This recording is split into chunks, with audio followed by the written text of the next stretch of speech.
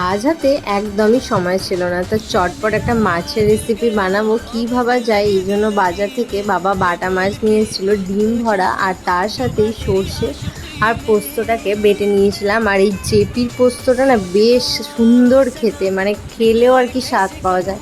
নুন হলুদ মাখিয়ে রাখা মাছগুলোকে ভালো করে লাল লাল করে ভেজে নিয়ে কড়াইয়ের মধ্যে শুকনো লঙ্কা, পাঁচ ফোড়ন আর পোস্ত সর্ষের পেস্টটা দিয়ে তার মধ্যে পরিমাণ মতো হলুদ গুঁড়ো লবণ দিয়ে ভালো করে কষিয়ে নিয়ে তার সাথে দিয়ে দিলাম গরম জল। তারপরে আমি ভেজে রাখা মাছগুলোকে দিয়ে দিলাম, আর তার সাথে দিয়ে দিয়েছিলাম চেরা কাঁচা লঙ্কা। ব্যাস, আর কিছুক্ষণের মধ্যেই রান্না রেডি। এরপর যখন শেষের দিকে হয়ে আসবে, একটু উপর দিয়ে সর্ষের তেল ছড়িয়ে দিলেই কিন্তু রেডি হয়ে যাবে। তোমরা গরম গরম ভাতে আর চটজলদি রান্না করতে এই রেসিপিটা কিন্তু অবশ্যই ট্রাই করতে পারো। তো কেমন লাগলো অবশ্যই জানিও, ভালো লাগলে অবশ্যই একটা লাইক কমেন্ট শেয়ার করে দিও।